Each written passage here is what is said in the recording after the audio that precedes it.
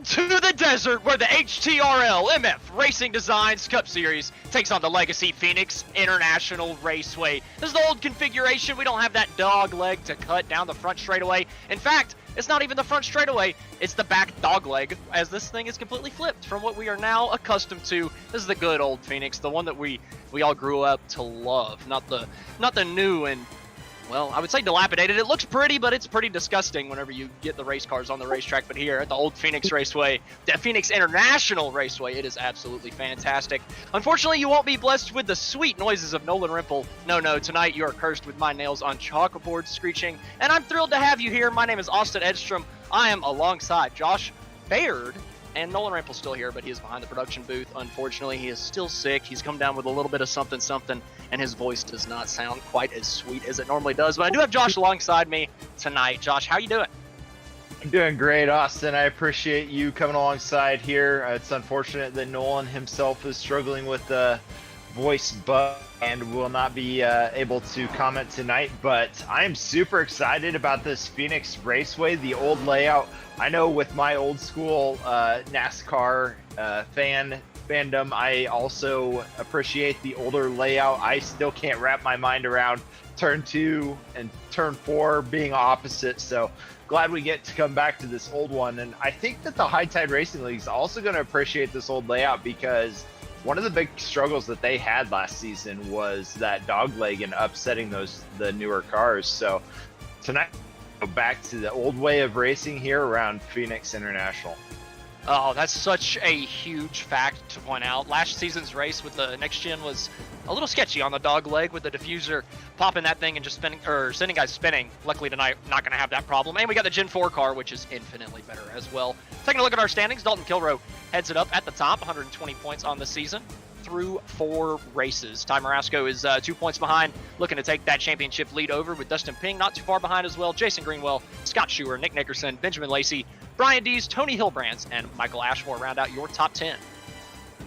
Dalton Kilroe being up there at the top this year so far, and Team MFRD is both sitting 1-2 right now, so I think that their strategies are paying off for them as a team. I know last week at Las Vegas, those two really did well at saving their fuel, which netted them both a spot on the podium, so I'm sure that they're looking forward to having that same opportunity tonight. Absolutely, the MFRD guys are always on for a podium or could always challenge for the race win every time that we're out here in the MFRD Racing Designs Cup Series. Probably didn't need to say Racing Designs, considering RD is Racing Designs, but looking at our little weather cheat sheet right here, 73 degrees ambient temperature, 96 degree track temp. Honestly, not too hot for Phoenix out in the desert. Not as spicy as it could have been. I've ran a lot of races out here in 120 degree track temp, so 96 probably not going to feel too bad for these guys out here tonight. No, the crowd that is originally from Phoenix probably has their jackets on right now with the track temps being as cool, or the air temp being as cool as it is, but it won't stop us from having a great race. I know this track, when I was hopping around in the Gen 4 car, wasn't too terrible, so I'm looking forward to see if these guys have their bearings around with them. Obviously, throttle control is going to be a big thing with these Gen 4 cars. And saving tires, especially at the old, worn-out Phoenix International Raceway.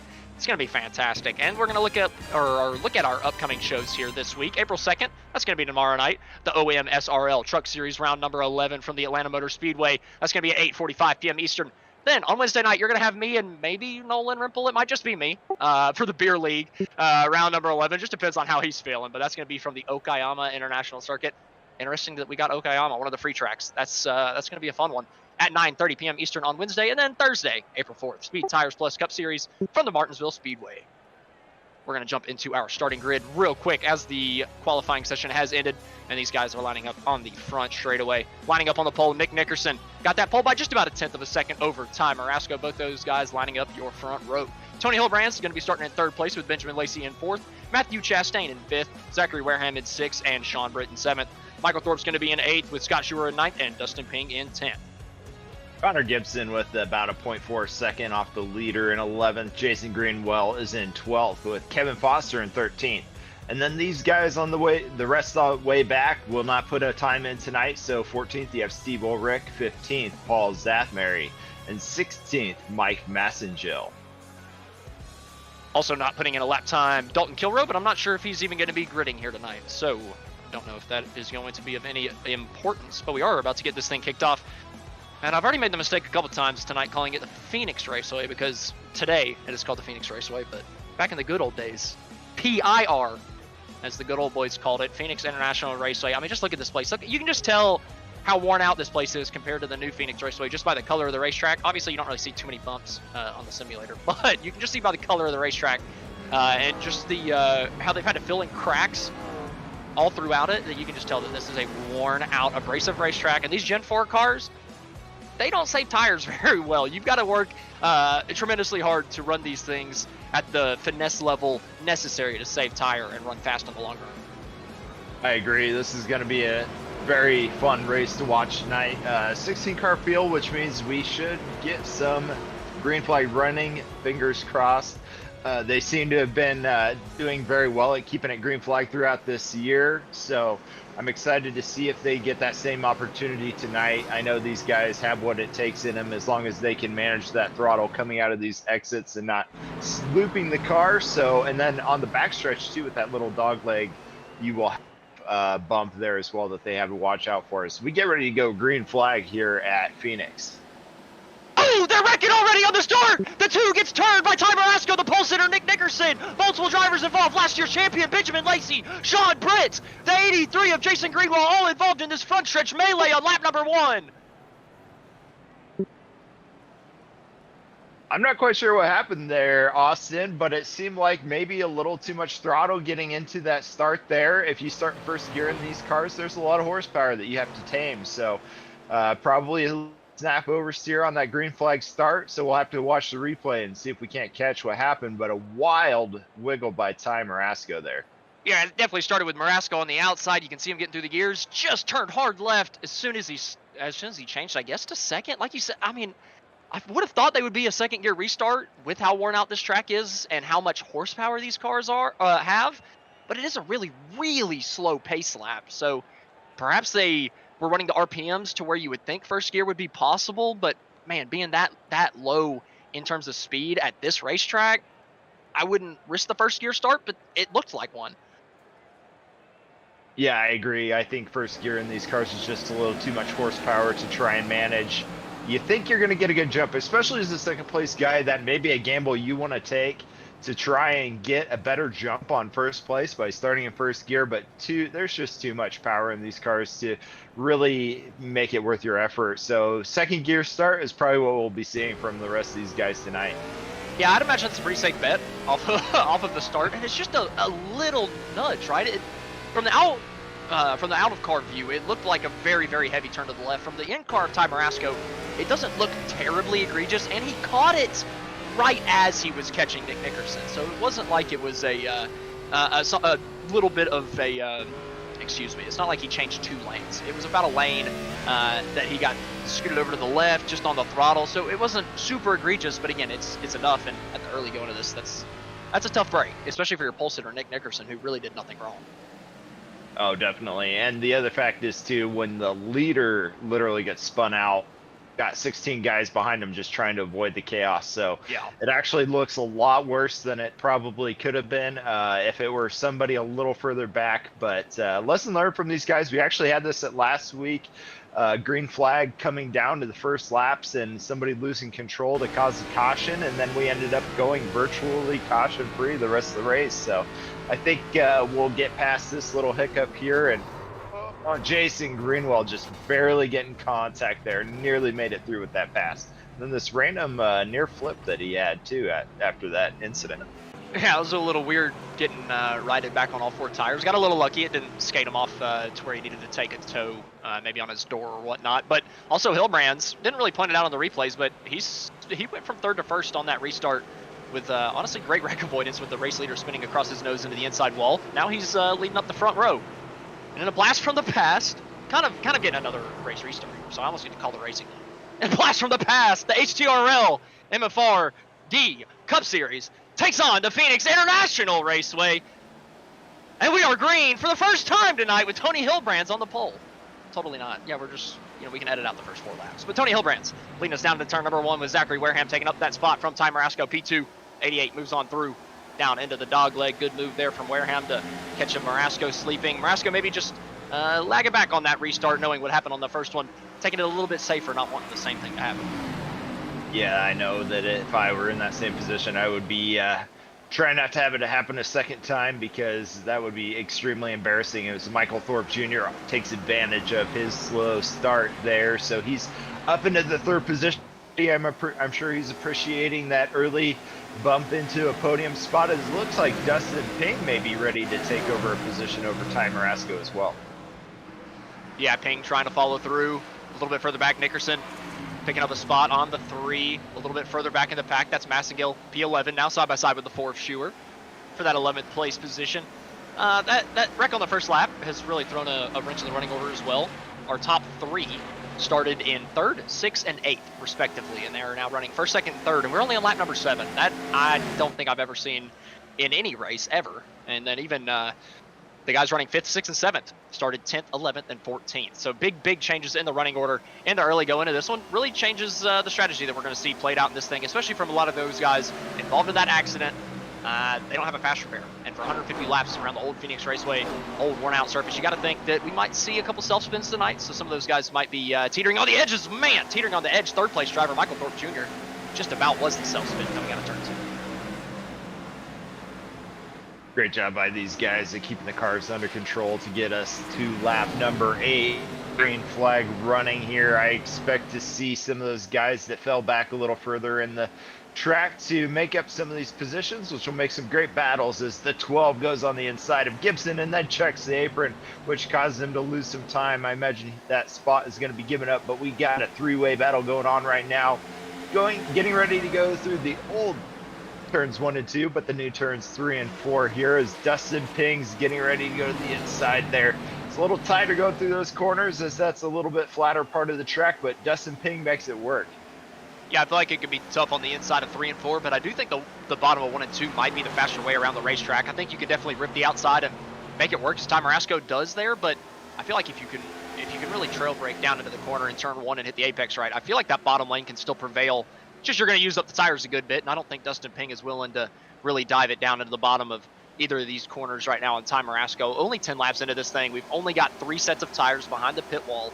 You just can't really afford to burn through them all willy-nilly at the beginning, and I think we're seeing everybody from 4th on back taking that approach. Ty Marasco is kind of the first in this group where I feel like we're seeing a little bit heavier tire saving. Everybody in the top 3 seems to be content with pushing their stuff a little bit more. Yeah, for sure. That's going to be a huge call tonight, as we're only lap 11 and we expect 40 to 50 laps out of these tires. So you'll want to see these guys early on just not being too hard for these positions and trying to conserve those tires as much as possible. And Team MFRD has shown us from the past couple of races they know how to do that. So we'll have to see how those positions go for the rest of the night tonight as we continue down this track. You know what? We got a little bit of information in the pre-race that the fuel window was 40 to 50 laps, which I'm gonna be straight up with everybody watching home. That's a little bit of fudging numbers from a driver that doesn't want to give the exact number, because there's no way a fuel window has a 10-lap difference. So I don't know exactly what the accurate number is in there, but what I think, off of those numbers, what I think Ty Marasco is doing here, because I think he's got more pace than this, and this is more aggressive than tire saving. I think he's fuel saving. I think he's trying to make this thing a 2-stop race, and he's going to stop a little bit after lap 50 and a little bit after 100 and try to make it on that. I think everybody else might be pushing it and might have to stop an extra time for a splash of gas. Yeah, Lipton Coast was a big story for Ty Marasco going through that last race, and he was actually able to pull off a decent finish because of that. So finishing in 2nd place, I believe, for that. Nope, sorry, 3rd place for that race. So he's appreciating the fuel saving as Nick Nickerson gets by him. So Nick Nickerson not content with where he was sitting after the unfortunate start he had tonight. Yeah, and I don't think Marasco got any damage off of that hit on the start, and he just got passed by the guy that he hit, that he took out, right? So this is aggressive saving from Marasco, and I really wouldn't be surprised if it is fuel saving, because it's an MFRD guy. We know them. Dalton Kilroe, Ty Marasco, Brian Dees. Derek Paulson, they feel safe. Are you kidding me? They're all listening to Dalton Kilrow. They're all on that weird pod. I don't know. I'm sure they have a fuel-saving podcast somewhere because they all do the same thing as we watch it. Thorpe getting by the 88 of Wareham, coming out of 2. We just watched it a moment ago. Looking at that replay, great move there from Michael Thorpe to get him up into second. But Tony Hilbrand's pulling out a really nice gap here in the lead. Would just be worried. We're only 12 laps into this green flag run. I'd be a little bit worried that Hilbrand's might be burning up those tires just a little early here. Yeah, Hilbrand's, I think he's got a little bit of a chip on his shoulder. I mean, he's 9th in the points standings right now, and I think he really expected to be a little further up. He's had some unfortunate incidents. I know with Vegas, he got caught up in that pit. As we go 3 wide and Gibson checks into Chastain there, they end up getting sorted out without an incident there, but so good on them for keeping it clean. And then Nick Nickerson looking to take advantage of that 3 wide situation going on, coming out of 2. Yeah, Nickerson moving through the pack, had to start towards the back after that first lap wreck, had to take his fast repair. So Nickerson already down that fast repair, does not have that to sit on here later on in the event, but he's already moved up into that 6th place position after starting in the back on this restart as we look at Marasco in the 12, side by side. It's Matthew Chastain, and then Nickerson coming on through. We had a little bit of 3 wide action that we were getting to here. Trust us. Remember, our producer is not broadcasting tonight because he's sick. So you got to think he might be a little slow behind the production booth as well. I just want to temper everybody's expectations. The only reason I'm picking on him is because he doesn't have a microphone. He can't pick back. So this is a perfect opportunity for me, as somebody is using this as a perfect opportunity to come down pit road. Benjamin Lacey. I say perfect opportunity. I imagine this is anything but perfect, as he is just absolutely crawling. Yeah, that left front tire looks like it's way off canter, and with that damage to that left front bumper, I imagine that he is not happy with how that car's handling tonight. So he's probably gonna go down and take that fast repair kind of early to make up some of that time. Oh yeah, he's off on the apron there for a little bit. I wonder what damage is already on there. He blew that engine at some point. He has now come down pit road. I want to say he was involved in that lap 1 melee, but he just didn't come down and fix it. Obviously, regarding that decision at this point, as he is now 3 laps down, coming back out on the track, having to use that fast repair. Maybe 4 laps down now as they come back down to the stripe. I'll have to wait to see. Yeah, he is 4 laps down. So tough break here. Benjamin Lacey on the early going. Going to need a couple early cautions to come out to break that up, because at some point, a couple of these guys are going to get lapped, especially during those green flag pit cycles, and that's going to prevent him from getting the lucky dog. Benjamin Lacey's another one. There's spinning behind him! The 12, hard into the outside wall in turn number 2. Matthew Chastain gets sent around off the front bumper. I believe it was Nick Nickerson. Coming out of turn number 2, Nickerson does have a little bit of damage on the front nose. No, it was actually Ty Marasco? Yeah, Marasco got him another one coming out of turn number 2. If this is the Gen 7 car, no way in heck he even gets to his back bumper. And even if he did, no way it would have wrecked the 12. But in this Gen 4 car, you got to be careful with that front nose. That thing is a wedge going under the inverted wedge of the 12, and just kicks him out, sends him spinning. And there's absolutely nothing that Chastain can do to hold on to that thing. Not much room in between the spin and the wall, and the back end goes hard into that blue painted fence. And unfortunately for the 12, I think he's already used his fast repair. Yeah, it's too bad to see that. I know that we've also found out with these Gen 4 cars, the brakes don't really work all that well. And when you catch that apron right there, it's going to cause a lot of slow up on the speed. So Ty Marasco didn't really have a ton of to get around or to get through that there without creating that contact. And like you said, with the wedge on the front end there, it's just going to lift that back end up of that guy. As soon as he catches grip, it's going to cause a spin. So it was too bad to see that, but it gives us a chance to get our cautions out. I think Benjamin Lacey is going to look forward to that. Hopefully he gets a chance to get one of his laps back with the lucky dog here. And Tony Hilbrand's looking to take some tires as well as we get through this first set of caution. Couple guys only taking fuel. Marasco, Gibson off pit road just with fuel. I think we might have a couple 2-tire takers as well, as Tony Hilbrand gets beat off of pit road by Kevin Foster, who is a good ways back. So 2 tires for Foster. A little bit changing of strategy. Like we mentioned earlier, Connor Gibson, Ty Marasco stayed out. So the first car on 4 tires is going to be Tony Hilbrand in 4th. Looking back on that incident, Ty Marasco, again, just rolling the center really good. Marasco rolled the center great and was getting off the corner good. It's just there was a car in the way. And unfortunately for the 12, he was that car. but he's not in the way anymore as he is towards the back of the pack. But like we mentioned, that's a great break for Benjamin Lacey, who just had that huge issue with blowing the motor after not taking that fast repair after the first caution. Went 4 laps down, gets one of them back. Still in a pretty perilous situation, I'd say. I mean, I'd be hard-pressed to say that we'd see him back on the lead lap tonight, but I've seen crazier things. So Benjamin Lacey is still at least in it for now. Late had to take care of his stuff, so after that incident, I'm sure he'll be able to take some long stints here to try and make up some of those positions. So looking forward to seeing what happens to Benjamin Lacey again with him and Hillbrands. I don't think their season's going off as quite as well as they wanted it to, and so I know Hillbrands is definitely driving with a chip on his shoulder tonight, and Lacey's just looking up to make up some of those positions that he lost throughout this race. You know, it's going to be tough for Lacey because he's going to have to start behind everybody, so I don't think he's going to be able to race his way back onto the lead lap. I think his only choice is buy some crazy strategies with these cautions and hope that he catches the wave around at the right time. It's going to be a really tough ask for him.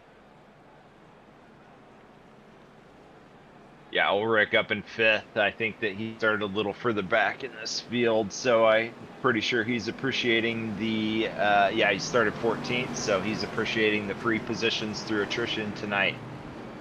Well, we do have a full list of the fuel-only drivers. They were pretty spread out coming down pit road, so not all of them actually cycled out to the front. Marasco, Gibson, Foster actually all took no tires, just fuel. So all of them line up 1, 2, 3. Then the 5th place driver of Ulrich is going to be another one on old tires. And Massigo back in 10th place also did not take tires under this caution period. 25 laps, or coming to complete 25 laps, I should say, at the Phoenix International Raceway. And that feels good to say, as Ty Marasco is going to lead us back down to the green. But he's going to be gobbled up pretty quick, and I would be very worried. We saw what happened on that first restart with the tire spin on brand new tires. That front row is on old tires at this point, and we saw what happened earlier. So coming to the restart zone, keep an eye on that front row. Can Ty Marasco and Connor Gibson get through the gears? Coming back to the green flag. Ty Marasco leads us back down to the start-finish line and back down into turn number 1. Everybody gets through the gears well enough. Our 5th place driver there, Ulrich had to backpedal it just a little bit, falling off on those old tires.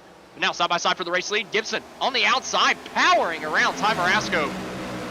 Looking good in the 31 on the outside, but again, those old tires, they got to come in handy, or come into play at some point. And they are for Marasco as Hillbrands looks to the inside, powering down on the gas all the way throughout the corner. Hillbrands is going to clear him by exit. Hillbrands looking to take the 2nd position from Ty Marasco. I know earlier Ty was saving a little bit of fuel, so he may go back into that strategy here as Hillbrands goes to the inside looking to take the lead. He wasn't content with 2nd place. He wants to take 1st place as well going into turn number 3. Yeah, Hillbrands on those new tires going down into turn number 3 easily takes it from the 31 of Connor Gibson. Kind of assuming what was going on during that first stint. Tony Hillbrands led that entire thing after that lap 1 incident. Now assumes his position back at the head of the field as Zachary Wareham follows him through into 2nd. He's been running 2nd pretty much the entire night after that lap 1 incident as well.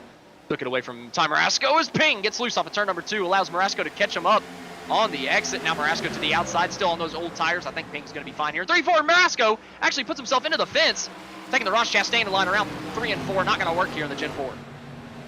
No, I agree that that line was a miracle, and it's still being talked about today. I don't think it's quite as beneficial as he made it look, you know, that at that Martinsville race. As Sean Britt's starting to work his way up the track, fighting on the inside of Ping as Gibson gets into the wall a little bit coming out of turn number 2.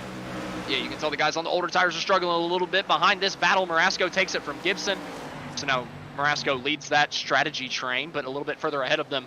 Ping loses out to Sean Britt as Britt is looking really feisty here in the early going, looking really good in that 55. He was involved in that lap 1 incident, but back under 5 from the 81. We've got a good run off of turn number 4, cuts him back.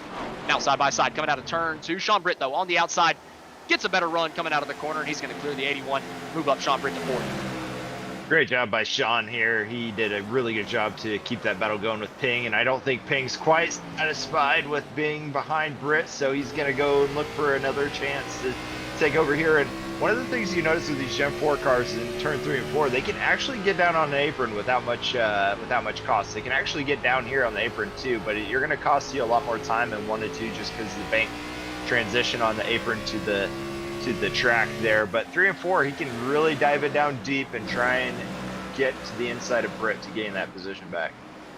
Yeah, it's honestly incredible watching a lot of the different lines we're seeing from a lot of these guys in both corners, honestly. You mentioned 1 and 2, it's harder to get on the apron and make it work. You can definitely skip the car out easier. But I've been seeing our race leader utilize that apron a lot. He didn't do it this time but he has touched that apron a good couple times, and I think he's doing it like the perfect amount to actually rotate the car and help it rotate, but not enough to rotate it around and get him to almost spin it out on exit. Whatever he's doing, it just seems to be working out great. I mean, he's led this entire thing basically since the drop of the hat, and even through 3 and 4. Like you mentioned, getting on the apron a little bit through the middle, helping the car rotate the center of the corner, and the 92 just looks so strong out front.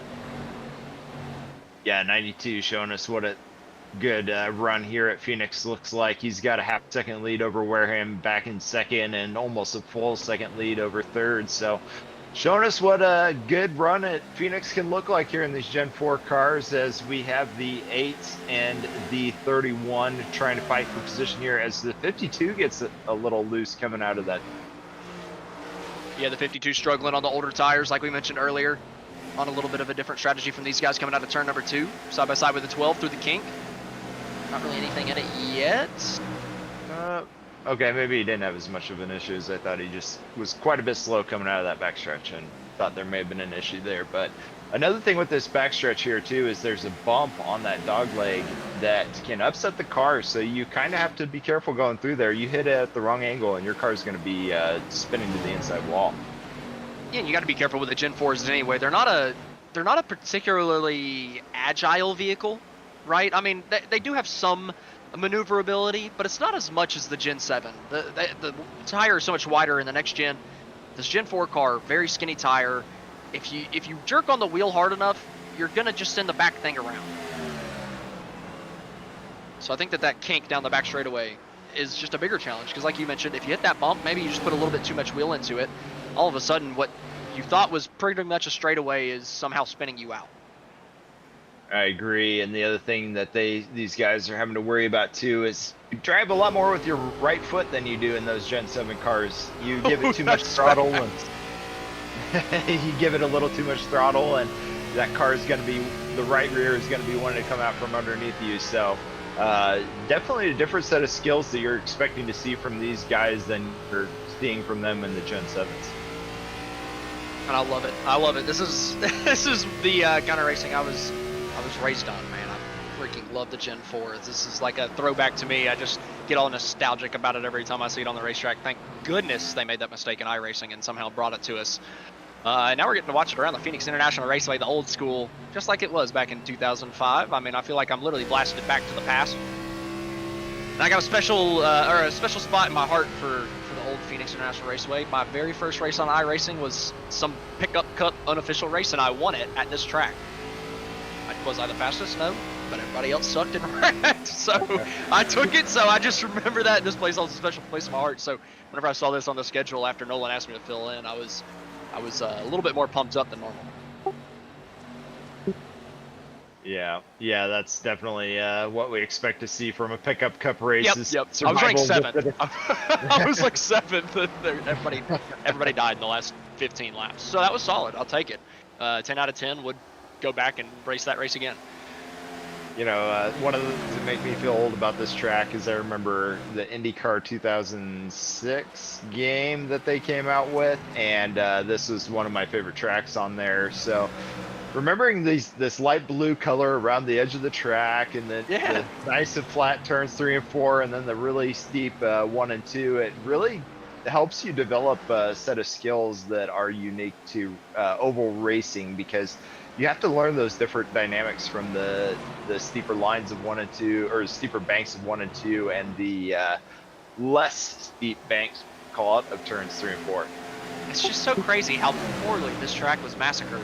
So unfortunate. I mean, I'm just sitting here just like, man, this track was good back in the day, and it is just, man, what we have now is a shell of its former self, as we're seeing on the racetrack right now. I mean, differing strategies playing out. Only have 16 guys on the racetrack, and I feel like we're finding phenomenal racing all around, as Nickerson's looking at the inside of Ping, but gets loose coming off the corner because it's difficult. The racetrack is tough. The race cars are hard to handle, and these guys are wrestling them around every single corner, even when they're saving, as we see Nickerson trying to bust back into the top 5 after he got wrecked out of the lead. I don't even think it was lap 1 yet. I think it was lap 0. They had not even taken the start-finish line yet, and he gets junked, trying to fight back into the top 5, as we see Paul Zathmary coming down pit road. Satinmary, sorry, excuse me. Track temp down 6 degrees, I just heard in my ear from my producer, which is kind of shocking. Typically, you get the race cars out there and they put a little bit more heat in the racetrack.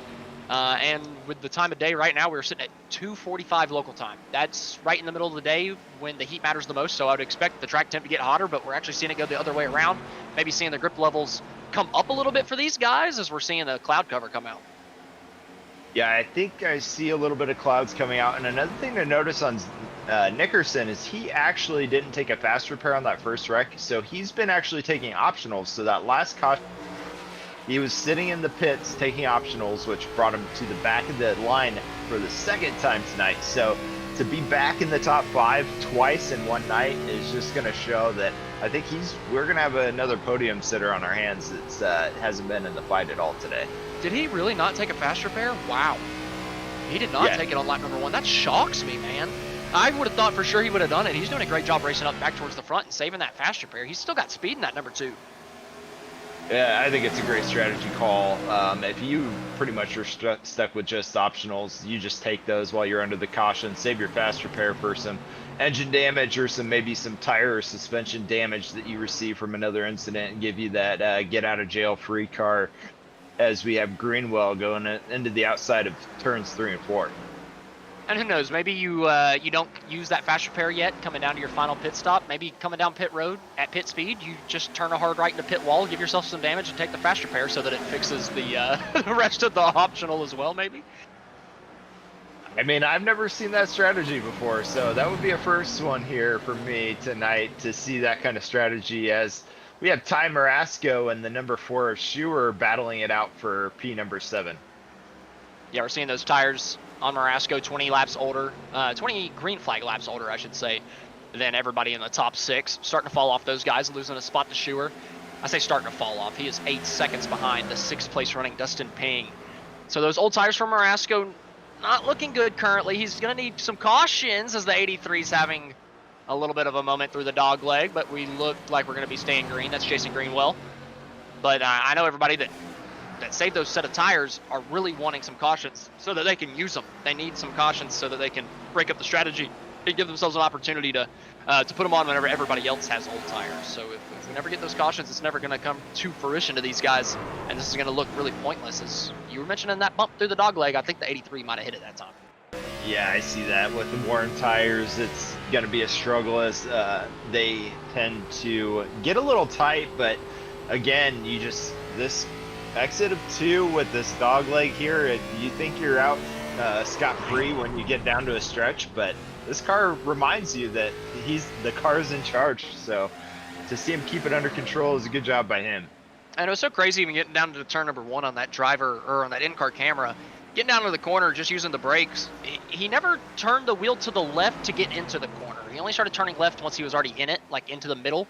On the straightaway, he just used the braking to get down into the corner, and he actually turned a little bit to the right because it turned him too far to the left. So just crazy how these Gen 4 cars, how you have to race them. Totally different than everything else. I feel like you use the steering wheel to guide you down into the corner and even drive it down in the corner in the next gen. But here in the Gen 4, you're really using the brake and the throttle and just kind of letting the steering wheel do whatever it needs to do to keep you going straight. Yeah, I think that's what these guys in the High Tide Racing League love about these cars. It's more than just turning the wheel. It's more than just going left. It's driving with your gas pedal and your brake pedal. And you know, when you're trying to battle for that position and you have to get that right rear out just a little bit just to try and get that extra speed and momentum coming out of those corners, it makes for an exhilarating ride as a these cars. Yeah, we're looking at Marasco fighting those older tires right now behind Schuer. This becomes very difficult for Marasco too, trying to find a little bit of clean air. The dirty air is not as bad in these things, but it is still noticeable. So Marasco just trying to find a little bit of clean air down the inside as Schuer's giving him that inside line, allowing him to find some clean air with that left front fender, which is very, very huge, allows a lot of center rotation. And I think that's why we're seeing Marasco kind of pull back up to the back bumper of Schuer, because we do know that Marasco has older tires than Schuer, but he's actually doing a little bit better ever since he got passed by the 4. Yeah, and we're noticing too with these tires getting worn out that these guys are not actually riding that apron anymore. Because it's becoming too slow for them to sit on that apron. So you'll see them bump about maybe in turns 1 and 2, you'll see them a little closer to the apron, but 3 and 4, you'll definitely start to see a gap opening up between them and the apron just because the car gets a little too tight down. It gets really hard to keep your speed up going out of the corners. Coming through 3 and 4 here. Going to jump to a quick replay as we watch this battle for second that transpired just a few moments ago. Michael Thorpe Jr. was in 3rd place. Now he's in 2nd to the inside of Wareham as Wareham made a mistake through 3 and 4. Pretty easy pass, all said and done by the 34, but he was hounding him lap after lap, setting it up. Finally, Wareham made a mistake, and Thorpe Jr. was able to capitalize. They're still 3 seconds behind the race leader. Thorpe Jr. starting to reel that in a little bit. We're about 20. Oh, okay. That's definitely not the ideal line, but it worked out for the 8, Kevin Foster. Oh, well, it didn't work out. He put himself in the fence coming out of the kink, but it could have been worse, all things considered. Beautiful paint scheme. Man, that's a mare. You don't see that from today's dog leg, that's for sure. No, you can't see that. Man, that's incredible. You can see the tires popping through the hood for a moment. Yeah, with this older layout, you do not get that dog leg that you can jump down into to gain the extra position here. Obviously, I don't think that's what Foster was actually going for. Probably some oversteer coming out of the corner, but just yeah, minor. It's much. It's a much different reaction you're going to get out of that dog leg in this older version of Phoenix. Man, this battle for P7 is not going away. Schuer has not been able to pull away from Marasco, and Marasco has not been able to really make a move on Schuer. He's just riding in his tire tracks, and I think Marasco's content. He is on the older tires, so I don't think he's thinking about pushing. I really think his strategy is just hoping and praying for a caution to come out. But at this point, you got to be thinking he's getting a little irritated that it hasn't, and that the strategy's not playing his way. I think if we run green and we don't get a caution to come out, I think we can run 2 lap 75 in terms of gas, but I don't think that we're going to see him run that long. We'll probably see him split it a little bit different, and we'll probably see him come around, man, I don't know. It's kind of tough to say. Maybe 68 to 72. Yeah, I agree. I think we're gonna probably start seeing somewhere in the 70s. Guys are gonna start coming down, especially if they're not content with how their tires are wearing and want to try and get some of that momentum back. But I think with Go and maybe even Foster here, what we're seeing is it's mid-race. You don't, oh, here we go. We got Greenwell coming down to the pits, but you have Marasco. It's mid-race. No reason to pass. If you ride that guy's tail soon enough, he'll make a mistake, and then you'll be able to jump on an opportunity to make that pass easily without wearing out your tires. And I do think that we could see on this pit cycle, now that Greenwell has come down, I feel like we need to talk about it a little bit, even though Greenwell I do think has come down a little bit early due to damage and whatnot. I do think we're going to see some drivers, like the ones that did not take tires, come down a little bit earlier. Like we're seeing Ulrich come down pit road now. He did not take tires into that last pit stop. I think we're going to see Marasco, Gibson, Massengill. I think we're going to see probably all of those guys down pit road earlier than all the other guys just because they're on the older tires. Now, it stinks because they're still putting themselves to where they're going to be on older tires as we have another issue. This is a little bit more perilous getting down to turn 3. Luckily, you got it slowed down. That was not the correct angle getting down to the corner for the 24. That was a little scary.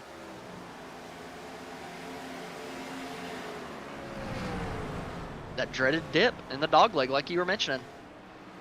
Yeah, I know that was one of the things I struggle with, and it's crazy too because, you're lap 60, you'd think, okay, by now these guys have it figured out, but just when you think you have this car figured out, it seems to remind you who's in charge. So I think Paul is kind of a newer guy in these Gen 4 cars, so he's still trying to figure out how they handle, and it's teaching him tonight. Is this a replay? No, he's done it 2 laps in a row. Oh man, he was loose before he got there that time. Holy cow. But to your point, you're mentioning how you could get comfortable with it and you think you're totally fine and you're used to it and it's just not going to catch you out because you figured it out. But also the tires wear out, right? So I feel like this is the longest green flag run we've had. So I think people are starting to struggle a little bit on those old tires, maybe seeing it hurt them through there a little bit more as well. That case, he was also damaged, so that didn't help him either. But I do think we're going to see more moments of that coming to the end of this race. Only a little over a third of the way through as we see Kevin Foster come down pit road. It's been great to see these guys keeping it green still. I know we've seen a few guys jump that dog leg on the back stretch, but it's the racing line and kept it green, so it's been an exciting race to watch when we get to see this green flag running happening here at Phoenix. Yeah, it's been great so far. As we see, Hilbrand still 2.8 ahead of Thorpe Jr. Thorpe's cut it down to, I think he's reeled him in about 0.2 of a second since he took that second place position, moving to about 0.3 of a second. But regardless, Thorpe not really running in Hilbrand's. I've got to say, though, I'm very impressed with Tony Hilbrand's because I remember last year broadcasting with the next-gen car. I believe that if we ran the full season points, he would have won the championship, but he did not make the Final Four in the playoff system we had. And not only that, Tony Hilbrand's a lot of times, whenever he got out in front, from what I remember, would wear out his tires. And I remember a race late in the season with Richmond.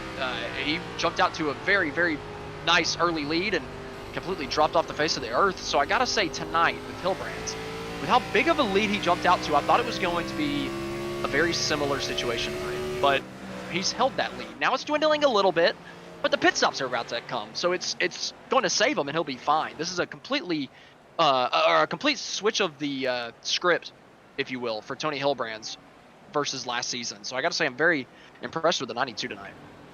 Yeah, you bring that up, and I remember the last interview of the last race of the season for him. He came out and said, I do not like the Gen 7 cars. I love the Gen 4 cars. Expect to see me shine in these Gen 4 cars. And I think he's done it. But the problem is with Tony Hilbrand's is he's led every lap or every race that we've had so far this season, but he's run into bad luck every race we've had so far this season. So he's actually sitting 9th in the points right now, believe it or not. And does not have a race win yet? No, does not have a race win yet. So expecting him, so now that he's got this nice little gap, comfortable lead over second place, I'm sure he's all excited right now that he's finally got some clean air, has not been involved in too many incidents here tonight, and he's going to expect to finish this one out with a nice race win to get the season going strong for him.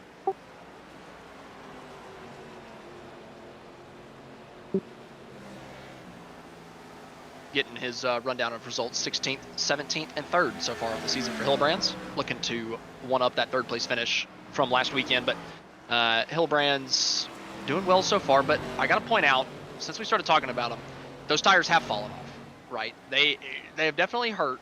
It's not as egregious as it was last season, like I mentioned, but they are starting to hurt a little bit. Thorpe Jr. is reeling them in.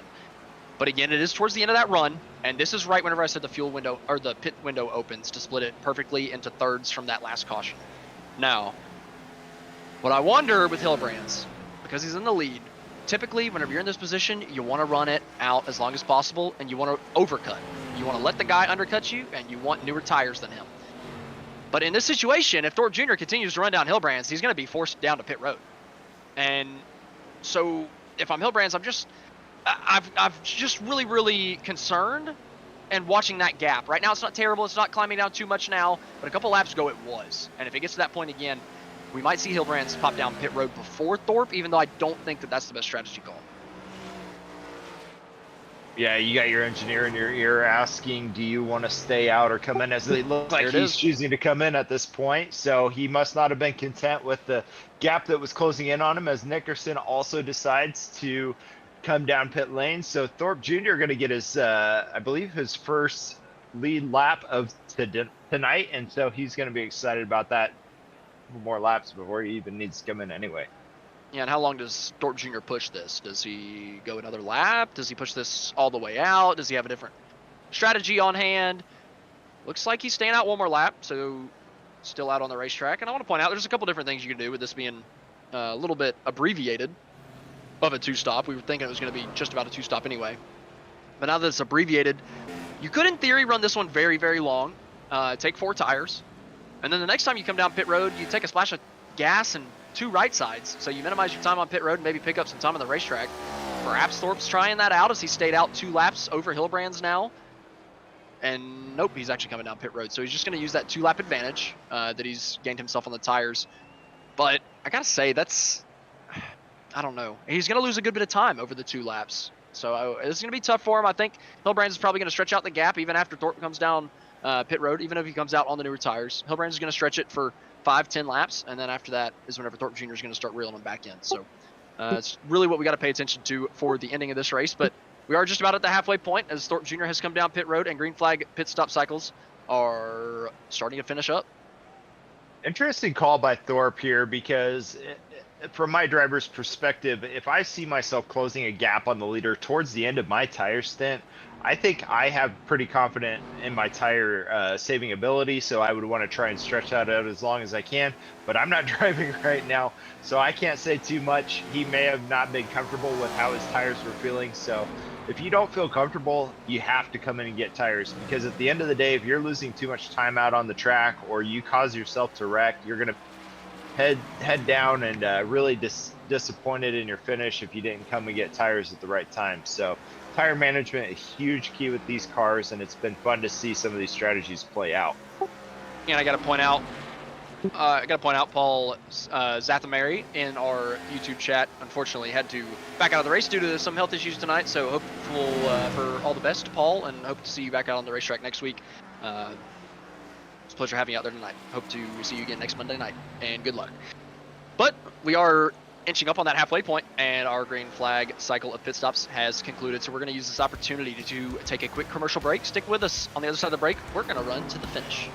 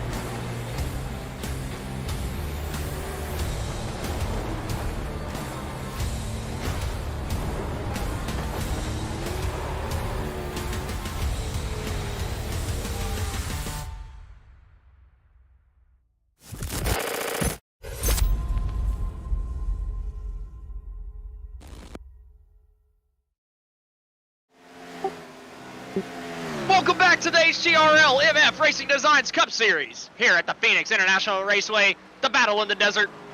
Getting it on down in the desert. Coming out of turn number 4, Nick Nickerson. I don't know what that was, and I don't want anybody to ask about it in the YouTube chat.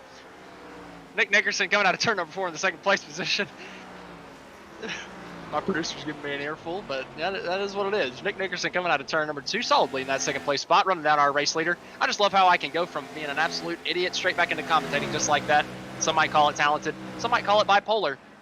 I call it me. Hey, I'm glad it wasn't me. So I'll go ahead and continue on like that never happened. And we have Kevin Foster going through the turn here. And it looks like we got the number 12 with the old Ryan Newman paint scheme following close behind, going through turns 3 and 4 here. Got 12 Chastain trying to right the wrongs from earlier. Got spun out a good couple times. Unfortunately, the second time couldn't take the faster pair after Marasco put him into the outside wall. Out of turn number 2, that rear bumper likely still has a little bit of damage on it after that, but he's doing a good job hanging on to that thing. Had some good speed in it before the couple accidents and holding on to that top 10 position even with the damage and challenging for 9th on Kevin Foster, who's on the struggle bus a little bit in that number 8.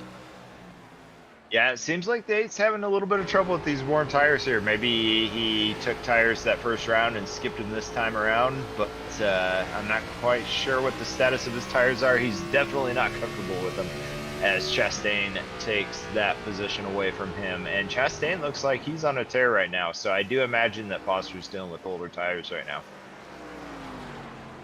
Yeah, Foster struggling, Chastain moving forward, but unfortunately for him, he does have about 4.5 seconds before he has another challenge ahead of him. Or I should say, with Scott Schuer. Marasco finally being able to put on tires, now running lap times similar to the race leaders in the 6th place position.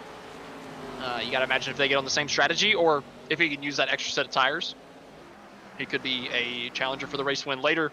We know those MFRD guys like to put themselves on alternating strategies, and he's done the same thing here tonight. Highest runner on that strategy in 6th place position. Just 3 seconds behind Zachary Wareham, who's been having a pretty solid night. Been running in P2 most of the night through that green flag cycle. He started getting a little bit of wear on that right front tire, started struggling through the corners, and lost a couple positions to Nickerson, Britt. And now Nickerson is honestly charging really hard. Hillbrand's on the older tires now because he's short pitted. Even with the lead, he's short pitted.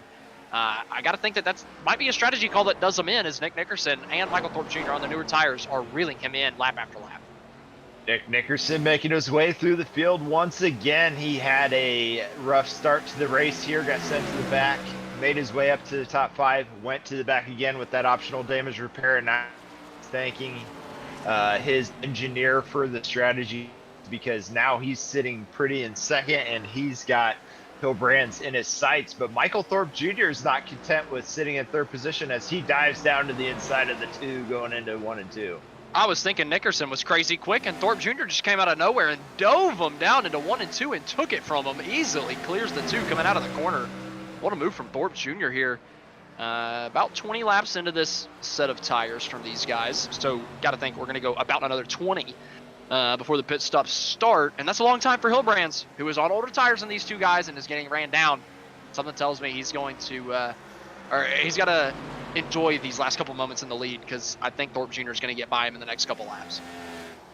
Yeah, I agree. I think Thorpe's on a tear right now. He seems to be very comfortable with this track, and 1 and 2 were his lightning fast corners from what it's seen with Nickerson. So maybe down this front stretch here, you'll see him poke to the inside and try to take that inside away from Tony Hillbrand's going into lap number 95. Thorpe just looks so much better under braking into turn number 1. Not able to get there on Hillbrand's that time, but he was a good bit further back than what he was coming out of 2. And he's able to get to the gas almost as good as the 92. Doesn't lose any ground down the back straightaway after he just gained a ton in the braking zone. Again, down into turn 3. Look at him close that gap, run a different line than the 92. A little bit higher, cuts it back, late apex on exit. Able to drive lower than the 92 all the way on exit. Now he's firmly on the back bumper and able to pull out to the bottom down into turn number 1. That looked like a move you've seen on dirt track. You take that high line entering into the corner, and then you dive down there at the other end to get a slide there at the last minute, and Thorpe jumps into the lead now. Yeah, he wasn't patient at all about taking that. As soon as he got to the bottom through 1 and 2, he took the preferred groove, just moved Tony Hillbrand's out of the groove a little bit with that right rear quarter panel of the 34, and that moves Michael Thorpe Jr. up to the race lead, coming to take lap number 97. Thorpe's just run a very calculated race, I gotta say, honestly. Started a little bit further back in the 8th place position, did a good job avoiding the lap 1 melee, and has done a great job just methodically moving forward throughout the entire race, using the long green flag runs to his benefit, as he's consistently been good after 20 laps on tires. Yeah, Thorpe having an 11th place finish last week, and I think he's also been another person that is not impressed with how his season's going so far, getting consequences and stuff. So to see kind of more of him being in his comfort zone, which is here in the podium area, we'll expect to see him racing well tonight, as long as he doesn't get caught up in any more incidents here tonight. Yeah, and still a long way to go, only 2/3 of the way through this thing. We still got the last 50, and you got to think, if we get a caution at some point, everything after that caution will be absolutely insane. Every restart after that will be unbelievably chaotic, and we saw a crazy restart wreck on lap number 1. And they were not even trying that hard on lap number 1. Whenever they're going crazy, coming to lap, 15 to go on a restart, my goodness, the urgency is going to be ratcheted up to 10, and it is going to be absolutely mental. But that's if we get that caution. Regardless, we still have one more round of pit stops coming at you in about 10 laps. I think Gibson's a good shoe-in for the point, too, that as long as we keep it green, we're going to be seeing cars starting to get lapped here, too. So those guys can be used as picks, and we may see some strategies playing off those guys as they start to pass those cars to go a lap down. And Gibson was on that alternate strategy. He did not take tires under that restart, was hoping for a couple more cautions to break this thing up and allow him to put on a set of tires whenever other people couldn't. Doesn't look like that's going to come into play tonight, especially now as he goes a lap down to the 3 race leaders of Thorpe Jr., Hillbrands, and Nick Nickerson. Tough break there for the 31, was looking good, just strategy didn't fall his way, and unfortunately he has fallen off the lead lap in that 10th place position. Not too far up the road is going to be Chastain in the 12, who's had a good recovery drive, and luckily for him, he is a good ways up the road. 29-second lap times here, and he is 23.5 seconds behind the race leader. So he's got about 4.5 seconds, 5.5 seconds in front or behind him before he gets lapped. So hopefully for Connor Gibson, he gets that caution before the 12 gets lapped. Yeah, I think that's what is on his mind right now. Just stay as close as he can to the leaders. As we have Schuer going on the inside of Ping, and Ping did not like that line through 3 and 4 there, so he's going to end up falling behind Schuer here. We'll have to see if he goes late on the brakes going through 1 and 2. That's one of the strategies that you use on this track. 3 and 4 is really tough to get those passes pulled off, so you try and brake late in 1 and 2 and then stick your nose in on the inside of turns 1 and 2. Hillbrands honestly doing way better than I thought he should. After he got passed for the lead, I thought he was going to get passed for second, and I thought he was going to drop to about 2.5 seconds behind the race leader by the time we came down pit road. Well, he sat right in the race leader's tire tracks for the last 10 laps, ever since he's been passed, and now we're nearing those pit stops, and he's at least kept himself within shouting distance of the race leader to where he can make some type of strategy play to keep himself into this one. I'm hoping he's learned his lesson off of the last pit stop and knows that he really doesn't need to undercut. I really think waiting a little bit longer and getting newer tires on benefits you coming to the end of this race, but who knows? Coming down to the end of this thing, will we see Hillbrands undercut Thorpe Jr. again this time and reassume the race lead since he's kept this thing close? That's what makes these cars so much fun, is it's not only just seeing who can drive around the fastest, but strategy comes into play as well. Tire management is huge on these cars, and with this older track, those tires get chewed up. I know I was losing about 1 second every 10 laps, or the first 10 laps that I hopped in this car, and I'm sure it's quite a bit more after that as well. So deciding when you can come down and take that fresh rubber is also a key strategy in having a successful night, or a night that ends in the wall. Yeah, we are seeing a little over a second of fall off currently over the 35 lap run that we were experiencing. Michael Thorpe Jr., our race leader, is over a second faster or slower than what he was at the beginning of the run, as we see Connor Gibson taking the jump in the infield once again, taking the motocross line.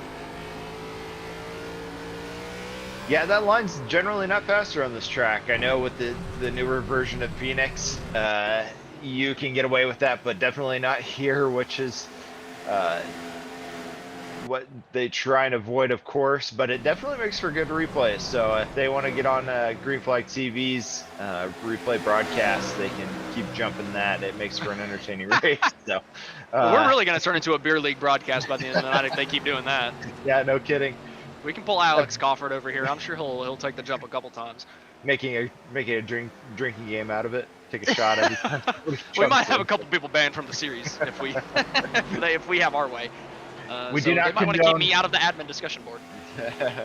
We do not condone an irresponsible alcohol consumption on this broadcast, so we'll go ahead and continue on here.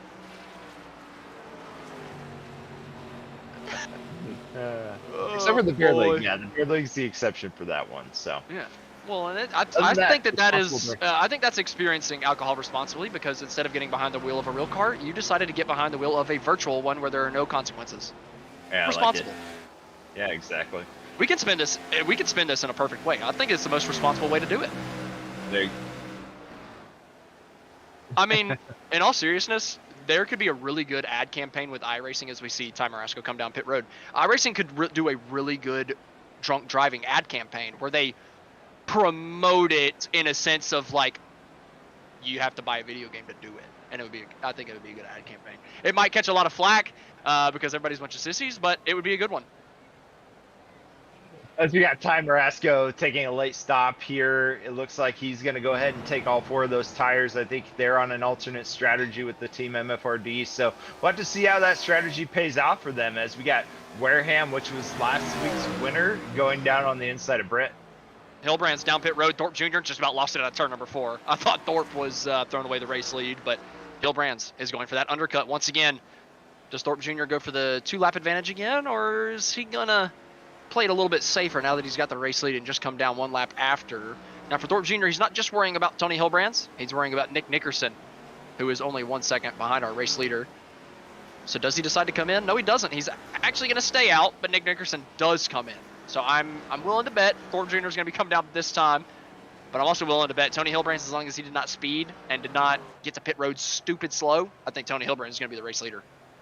Yeah, you have 40 left, so right here is probably going to be your final pit stop. If you're one of these guys that came down early, you're going to consider whether you stay out and really burn up those tires on that last run, or stay out like Thorpe Jr. So if I were Thorpe Jr., I would definitely be staying out as long as possible here, because you're setting up your final stint. You want to have the freshest tires possible going into those final few laps. So we'll have to see what strategy plays out for him, but it seems like he's making some good choices tonight to keep himself up front. I do have to point out that there are Tony Hilbrand's getting loose out of turn number 2, costing himself an opportunity at taking that spot from Nick Nickerson, and that's gonna, well, alter how I felt about the pit road cycle. I thought Hilbrands was gonna come out in the lead. Not gonna be the case. Nickerson looking to be the guy to do it, as we're looking at Thorpe Jr. on the track map on the top right. Does he get passed by the 2 on pit exit? It looks like the 2 is going to easily get by. Thorpe Jr. only has 1 lap fresher tires, but Nickerson got through the pits so much better. Yeah, this seems to be like a replay of what happened in Vegas. It was a very similar scenario, or I believe Rockingham actually, a very similar scenario as to where the strategies just played out a little differently, and the leader comes out, and that was a big save by Hilbrands coming out of that corner. I know he's expecting a big chances tonight with a podium finish, so those saving those spins is definitely going to help his chances, but he's going to have to keep his right foot off that pedal just a little bit more if he wants to have a chance at finishing this race tonight. He definitely does, but that did hurt him in terms of the time charts, losing a good chunk of time to Nick Nickerson, who got through the pit cycle easily the best out of any of the 3 leaders. Thorpe Jr. did pit 1 lap after Nickerson, so he's got a little bit fresher tires, but 2.5 seconds to make up in 37 laps whenever he's got to pass another competitor. That's a big gap for Thorpe Jr. to make up, but he's trying to make up that pass right now. He's to the inside of Hilbrands coming through the kink, as we're looking at Jason Greenwell just about losing through the kink the last time by. Thorpe Jr. is going to take that spot, though. He's going to have to run down Nickerson, but it's going to be tough to do it and not burn up the tires at the same time. Yeah, I think this is the best time for him to do it. When you have fresher tires, you know, you got to beat that degradation on your tires. So now is the best time of running to. The yellow's out. This is huge. I mean, this completely throws the race for a loop because everybody has used their sets of tires except for Marasco and Connor Gibson and Mike Massengill. I think those are the only three that have a set of tires left. Massengill's 2 laps down. There was one other. Sorry. Connor Gibson's 1 lap down. And Ty Marasco is on the lead lap.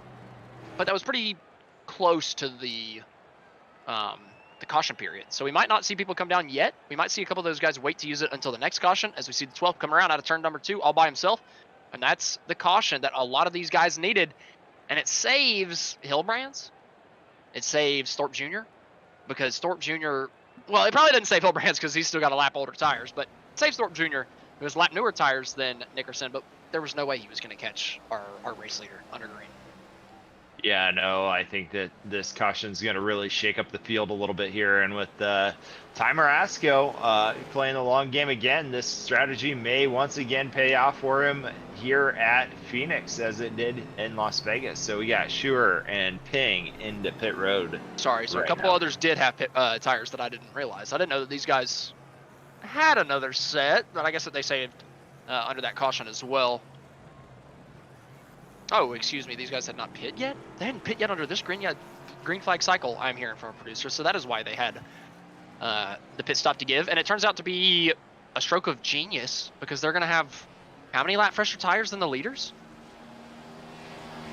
I mean, what in the world? And Ping was on the lead lap, wasn't he? Yeah, Ping was, holy cow. 6 to 7 lap fresher tires than the 3 leaders that came down pit road for all of those guys. That's a substantial difference. And these guys cannot put on tires to fix that.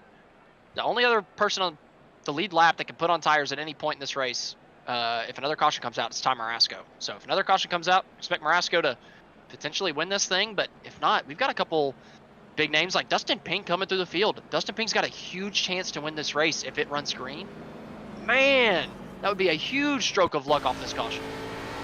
Yeah, this High Tide Racing League seems to throw wrenches in just about every race that we call with these strategies here. So those guys that decide to go on those long runs are just starting to thank their lucky stars that this strategy is starting to pay off for them. And I hope to see Ty Marasco's strategy here to go long and pay off for him with that win tonight.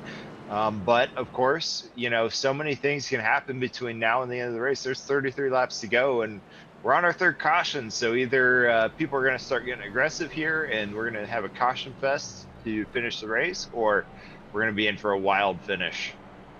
Yeah, I think it's going to get pretty crazy, especially because we've got guys on different tires, right? So we're going to see differing speeds on this entire restart and then all the way to the finish. The first guy on new tires, I believe, is Scott Schuer, and he is running in 7th. So he's not even that far back, and he's got 6 lap fresher tires than our race leader of Nick Nickerson. So I think Schuer, Ping, Kevin Foster, all those guys that had not pitted yet are all of a sudden in the driver's seat, and they were nowhere near the top 5.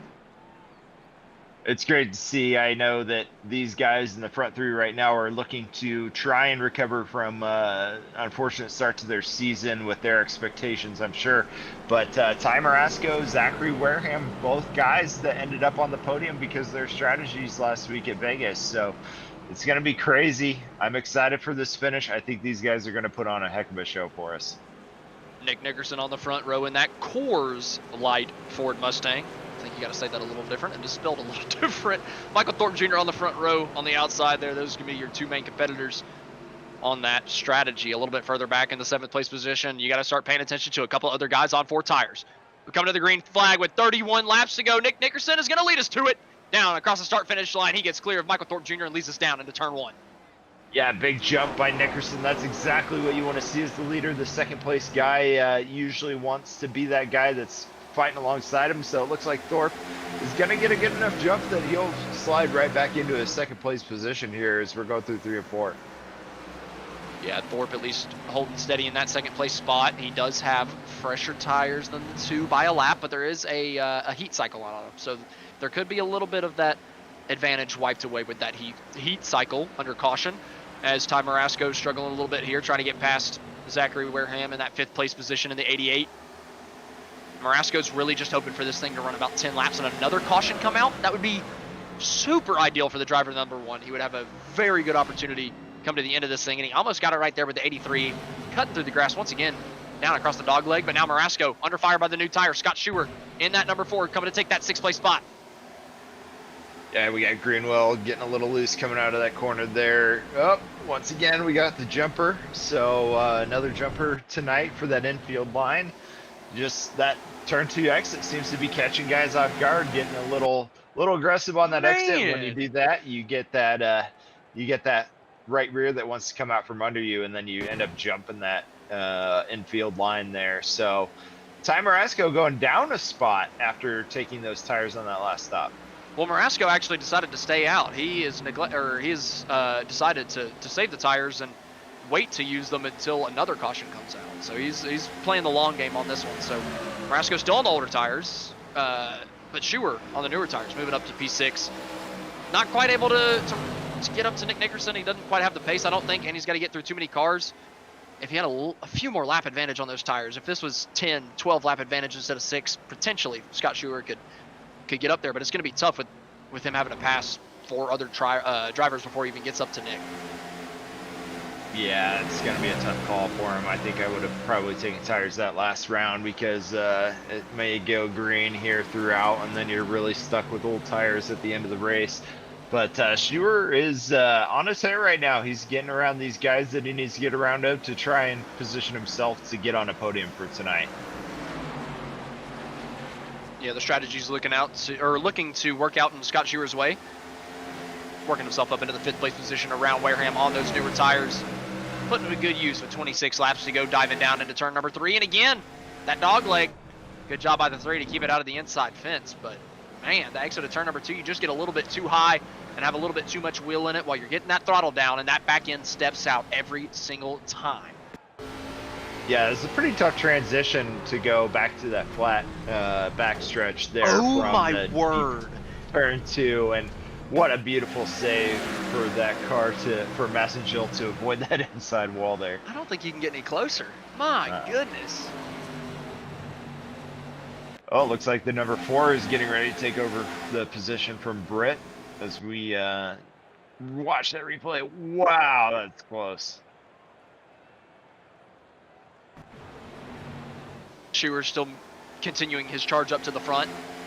It's Sean Britt right ahead of him in that 4th place position. Had a little bit of a nervy moment coming out of turn number 2. That opens the door. Scott Schuer to the inside through 3 and 4. Sean Britt using absolutely all the racetrack, a little bit too much, maybe scraping the wall a little bit, and gives the position to Scott Schuer and puts himself into a battle with Zachary Wareham. Not quite. Wareham not quite able to get to the inside. Does he dive it down? No, Sean Britt holds on to that 5th place position. Scott Schuer, though, looks really good moving up the field on those newer tires. Can he get up to the podium spots, or will it be Hilbrands to hold on to the final one? The 12 puts Marasco into the wall. Can that be a little bit of payback from earlier? Ooh, that was tough. It was a tight exit for both those guys. We'll have to see if it was a nudge or if it was just really hard for him to get in there. There we go. We got Sean Britt riding the wall a little bit there, which gave up that position to Schuer. And now here we go. We got Marasco and Chastain going through this corner here. Yeah, Chastain gets really tight and door checks him into the wall there, pinches him up a little bit. Like we were saying earlier, that transition's a little rough to get out of 2 onto that back stretch, so it upsets these cars just a little bit, as Sean Britt is not content being behind the car of Wareham right now. Wareham moved up to that 5th place spot, though. Britt was not happy about it. Couldn't quite do anything to get the position back. Now he's sliding off the back bumper of the 88. Ty Marasco trying to get back to the back bumper of Chastain in the 12. Not quite able to do it. Gets a little sketchy coming out of turn number 2. Ping on the newer tires trying to come through as well. Not able to get up to the back bumper of Marasco just yet before they get down to turn number 3. A little bit further up the road, the race lead. Battle hasn't really materialized into too much yet. Thorpe Jr. is just kind of steadying himself. Not really driving in over his head. Not really trying to run down this gap. Still plenty of time to go, and at this racetrack, if you push a little bit too hard too early, you could definitely run the tires off, and I think that Thorpe is hoping that Nickerson has done just that, as Nickerson did just get a little loose out of 2 and did just tap the wall with his right rear. Could it be a sign of things to come for the 2? It's going to be interesting to see how these guys finish out here, knowing that they're in a good position tonight to take away some good points. We'll see if they decide if they're content with the position they're sitting in right now as Dustin Ping looks into the inside of Ty Marasco. We're too wide, too deep at Phoenix here. Not something you see a ton of around here at Phoenix. You don't really expect to see too wide action. This going on this much in the track, but these guys putting on a show tonight as Ross Chastain looks to the inside of Britt. I promise you that's not Ross Chastain. But Matthew Chastain taking a spot away. Right. He's trying to take the spot. Sure. Matthew on the inside, trying to take it away from Britt. Britt's really on the struggle bus right now, moving backwards. 12th, though, moving forwards up into, oh, sorry, excuse me. Chastain's actually a lap down, so that really didn't matter. But Britt is still moving backwards. It's just, now he's under fire from Ty Marasco and Dustin Ping instead. Yeah, it's going to be tough with these worn tires to do anything other than defend your position here as Ping goes the inside through 1 and 2. He's not going to get enough there. I think these tires are just going to be too worn for these guys to really make some brilliant moves here. It's going to be defensive driving from all three of them. As we got Ty Marasco looking in the inside of 3 and 4. That's a great move going through 3 and 4 here. It's pretty tough to get that run entering into that corner. Yeah, as the tires continue to wear, it's going to be harder and harder to pass. Just not quite able to get the throttle down coming out of the corner.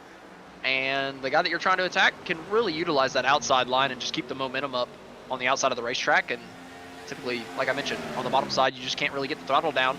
Somebody that can right now, though, is Scott Schuer. He's on the newer tires than a lot of these guys, and has all of a sudden got himself up to the back bumper of Tony Hilbrands for this 3rd place position.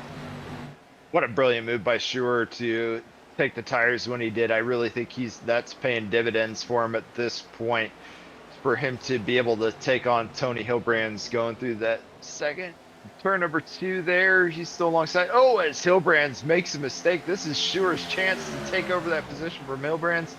And, oh, he's going to squeeze it right in there on the outside in 3 or 4. And getting the outside is huge. If you can hold that right rear on the straightaway, you've got the spot. Schuer not quite able to do it and not quite able to cut back. Great job from Hilbrands, able to defend the position. It just feels like it's a matter of time, though. 14 laps to go. Schuer on newer tires and on the hard charge towards the front. And Hilbrands fading off the front, too. Going to be a tough, tough ask for the 92. Can he hold on to that final podium position? Can Ty Marasco pass Sean Britt for the 6th place position? He has been all over the back bumper of the 55, lap after lap after lap. Finally looking to the inside, diving into turn number 3. Tough to do it down there. We've seen him try it a couple times and have not been able to get off the corner side by side this time through 3 and 4. A better run from Ty Marasco, just about side by side with the 55. But Britt gets the better run off the corner, scrapes the wall a little bit, keeps Marasco in it. And Marasco dives to the inside of 1 and 2. Throws it back to the throttle through the middle of the corner. Tries to push up Britt, but still side by side out of the corner, and Marasco gets loose. Yeah, when you try to push these cars so hard coming out of the corner, you're going to see that loose effect coming from those cars. And Marasco ends up losing the right rear to send him into the grass and giving up those 2 positions. That's an unfortunate way to end. But when you're on these worn tires, just so many things are going to, oh yeah, see, he just gets loose in that dog leg there. That bump can get so many people off guard tonight, especially when you're really trying to push, as we got Schuer getting ready to fall back in behind the bumper of Hilbrands in 3 and 4. And Marasco is just begging Scott Schuer to get in a little deep, to just tap the 92 and send him around, because Marasco would be able to put on the 4 fresh tires, and he would be the only guy on the field with them with a little over 5 laps to go, maybe somewhere around there. So for Marasco, that's his one silver lining. If we get that caution, he's got a chance to put himself back up on the podium. But if this thing runs green, that last issue might have ruined any chance that he could have had at potentially a top 5, as Wareham is a 2.5 seconds in front of the guy that he was battling with, Sean Britt. But up towards the front, Hilbrand still holding on to that P3 spot, final spot on the podium over Schuer. This is exactly what you want to do if you're Hilbrand's. Good defensive driving, force that guy behind you to really use up his tires to try and get around you. If you position yourself right throughout the track, it'll keep that guy behind you, even if he is on fresher tires, and it'll cause him to want to burn up his tires in order to try and get around you. So great job by Hilbrands. If there's any chance of him of holding on to that podium spot, it is doing exactly what he's doing right now. And you know, we've been focusing so much on that battle for P3 and P6 because they've been so good, but Thorpe Jr. has ran a very methodical last stage of this race and has closed himself up to the back bumper of Nick Nickerson. He was about 0.7 seconds back, consistently for the first 20-25 laps of this run. But over the last 5 or so, he has run that gap down to under 0.4 of a second. Thorpe Jr. is closing and closing fast, coming to 8 laps to go. It's funny because you think about it with worn tires, you think everybody hates it, but there's some guys out there that actually get better as their tires get more worn. It just fits their racing style a little bit better, and I think we're seeing that from Thorpe Jr. tonight, that a little later on in the stint, he's actually got the advantage over Nickerson on these older tires. Thorpe just rolls the center of the corner so good in the late run. That right front, he keeps it on, and what he's doing through 3 and 4 there, really, really high entrance, not on the gas whatsoever, and just letting the car rotate itself, letting the nose set in the middle of the corner and driving as straight as possible off the corner has completely saved the rear tires of that thing, have completely saved the right front because he's just not turning through the corner on throttle whatsoever, and has got himself in a position where with 7 laps to go, coming to 6, he could find himself in a battle for the win. Yeah, I agree 100%. I think he's racing exactly how you would want to race to have good tire management, but also keep yourself in a position to win. As we see him get down close to the apron there, and he's looking really hungry for that top spot on the podium as both of them get their right rears out coming out of turn number 2. It's just so tough through the center of the corner, though. Through 1 and 2, because you're both running that same line. Once Thorpe Jr. gets that good center of the corner, he just can't go anywhere with it because Nick Nickerson is right in front of him. Through 3 and 4, though, he's able to run a different line, cut off the exit, and dive down to the bottom of Nick Nickerson, entering turn number 1 with 5 laps to go. Can Michael Thorpe Jr. make it work on the inside, or can Nick Nickerson hang on the outside for 5 whole laps? The number 2 gets loose out of turn number 2, but they're still side by side. Coming through the dog leg and down into 3. Yeah, it's really hard with this late runs to see a car be able to dive into that corner like that, but I think with Thorpe being, with 3 and 4, that's just his corners tonight, so he takes a dominant position through 3 and 4 to take the lead away from Nickerson with 5 laps to go. What an amazing finish. The caution's out! Unbelievable! Right after Thorpe Jr. Oh, and it's the guy that needed it! Does he have a fast repair? It could still save him. I think he's got a fast repair. We're going to have overtime in the HTRL MF Racing Designs Cup Series here tonight from the Phoenix International Raceway. With that caution, Michael Thorpe Jr. just took the lead, which is huge for him. If that caution comes out afterward, or beforehand, excuse me, Nickerson probably just wins this race over him. So hard to challenge anybody on the restarts. But we got 40 laps on these tires for everybody in the field. As we're looking at a replay a little bit further up, Sean Britt and Dustin Ping get together. Ping slides sideways through 3 and 4. Sean Britt out to the outside fence. Time, Orasco could not check up in time. And that is what is going to bring out your caution with 4 laps remaining. And while that stinks in the moment for Marasco, he still has a fast repair. And he's the only guy in the field with 4 tires. So I think he'll be just fine with that right front damage. He'll be perfectly content with it, especially because a couple other guys have to come down pit road and fix damage as well. So he's going to pick up a couple positions on pit road and probably start in the top 6 or 7 on fresh tires. He very well could win this race. Yeah, we'll have to see if that strategy pays off for him. I know that these guys are going to be about a lap off of Time Orasco, so depends where he comes out at. I know if he's at the tail end of the longest line with having to pit there and everybody else maybe staying out except for the guys that took damage, it may put him a little further back. So we'll have to see where he fares out, but he has a very good shot if he's definitely within the top 5 or 6. That Michael Falk Racing Designs strategy play coming in hand here today. We know that the MFRD guys like to play a little bit of strategy, and here tonight that strategy's coming into play. And I don't even put that on Ty. I know Ty was involved in it, so you could say he's helping himself, but that was an accident that did not involve him. He could not do anything. It is what it is. You can't put that on the guy. So it helped him out, but it's kind of like the Larson wreck from last night where he got spun out and somehow still finished 3rd. So I think we're going to see a pretty similar situation here with Marasco coming through the field.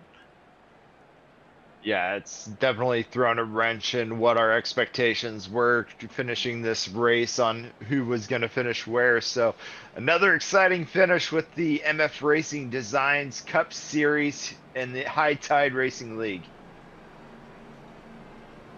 I'm not even surprised at this point. I mean, this league really never disappoints. I was upset that I had to give it up in the off season due to differing things. You know, I just had a bunch going on. Luckily, I found the time tonight to be here, and thank God I did, because this racetrack, this car, and this league are fantastic, man. I love it every time I come out here to call these guys. I've been missing it this season because it has been thrilling week in and week out. The Gen 4 car just puts on such a show, and especially whenever you put it around racetracks it's meant to be at here at the Phoenix International Raceway. And we're going to have a green-white checker to end this thing off, just like it should. We're going to have some fantastic fireworks. Differing strategies. Ty Marasco is going to be coming from P8 on the outside line on new tires, so be watching out for that black and blue number 1 coming through the field. It's going to be exciting to see how Ty Marasco finishes this race with his strategy call. I know a little earlier I was kind of digging on him because he did not take tires when there was 20 to go, but now he's got the opportunity in P number 7 to be able to burst through the field, because he's going to have about a second a lap on these guys, and they definitely don't have that gap to keep away from him. So it'll be interesting to see if he just gets held up by these guys in traffic or if he's going to be blazing through, and I imagine we'll see him flying around the track as we close in on the end of this race. Potentially the final restart. Gonna have to keep an eye on Ty Marasco in that one. Does he have enough time? If he doesn't, well, we could have a caution on that first lap, and we've got a potential for 3 green-white checkers on the evening, so a caution on the first lap could be the savior for Ty Marasco that he needs. But up at the front, if Marasco cannot get there, it's going to be between Michael Thorpe Jr., Nick Nickerson, and Tony Hilbrands. Up in the front 3, Thorpe Jr. with a great pass to lead the field down to the green for overtime restart number 1. Michael Thorpe Jr. to the gears. Little spin. Oh, big wreck. Ty Marasco gets hit on the caution by Dustin Bing on the inside. A little bit of damage to the left front of Ty Marasco. We saw big wheel spin throughout the entire field, so we got to think we're going to see that once again. We saw the race leader have a moment, but the caution flag is flying. That could have been the moment. I can't believe it. I totally forgot that this is also going to be in the cards tonight, that these guys were going to have worn tires and try and do a restart to cause a spin and then give Ty Marasco that many more positions. I know he's got a little bit of damage on a track this size. It won't affect him that much, I don't believe, but Dustin Ping getting spun around it's there. heavy. It's heavy on the left front of Marasco, man. It's a big dent. Now, the difference is he's still got the new tire, so he's still going to be faster than everybody. But that might take enough of his advantage out of it. He's gonna be hurt. I don't know if we can get a view of the left front of Ty Marasco, but I'm telling you, from my view, it looks hurt. Yeah, we'll have to see if he checked him right in the wheel or if he just grabbed a bit of that body on his wreck here. Ugh, it's going to be close. He might have hit it square, too. I'm looking at the rear chase camera, and I can see over half of the tire face. Yeah, look at that. You can see the entire tire. When have you ever been able to see that much of a top of a NASCAR tire? It's going to be tough to see. It still looks like it's pointed. I don't really see a huge camber change or a toe in, so we'll have to see if he hit it just square enough to prevent it from being damaged. Pay attention to the 8 behind it. Look how different. Yeah. Look how different, man. Oh, that's a lot. Huge checkup on the body work there for sure. Those guys in the pits would have their hands full trying to get that out if it was closer to the middle part of the race here. Now, because of the tire spin though, and people getting spun out and whatnot, he's moved up an entire row. So he got a little damage, but he moved from 8 to 6. So would you take that if you're Ty Marasco? Oh, I would definitely be staying out at this point. But you also would. I would also like to see a cockpit view to see. I mean, you do have steering offset, so his steering wheel may be cantered already off to one degree or another. But if he's holding it to the left and it should be a little to the right, it looks pretty decent here. We'd have to see his offset to know exactly for sure if it was damaged or not. But I don't think it looks bad. Yeah, I was gonna say that's a pretty normal offset for these cars on this track. So I expect it. I think that tire just got hit square enough that he's not gonna struggle with damage, and this is gonna be an amazing finish for Ty Marasco here. If he doesn't have, like we just showed with that, he doesn't have toe damage, so that's huge. A little bit of cosmetic damage, yeah, that sucks. It's gonna hurt you aerodynamically, but look, he's got 40 green flag lap fresher tires than everybody else. that is a much bigger advantage than any aero disadvantage he just got. I was a little skeptical at first, especially because I thought the toe could have been knocked out.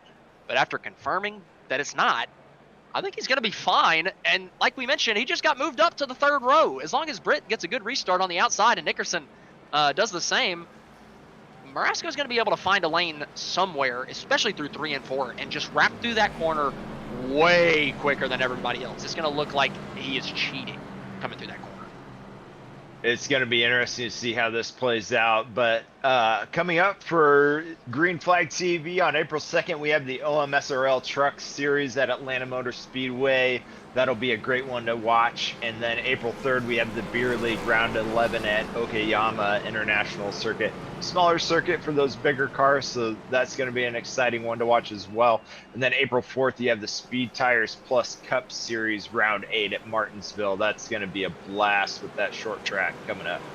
We've got all that coming at you this week, but right here, right now, coming at you live, Michael Thorpe Jr. is going to be leading us down to that Geico restart zone, maybe for the final time for overtime restart number 2 on the old tires. Coming back to the green flag, Michael Thorpe leads us down, looks a little bit better on the front row. Sean Britt gets a little squirrely there in row number 2. And the battle for the race lead is on. Nickerson dives it into turn number 1. Heavy on the outside. Thorpe Jr. tries to fight him back on the inside. They're side by side coming out of 2. Nickerson with the advantage. Here we go. This is what we are expecting to see. These guys are not going to give those positions up easily, as we have Tony Hilbrand's down on 3rd. And we got 3 wide in the 2nd row back there. Oh, Ty Marasco is really trying to get through there. We got the white flag in.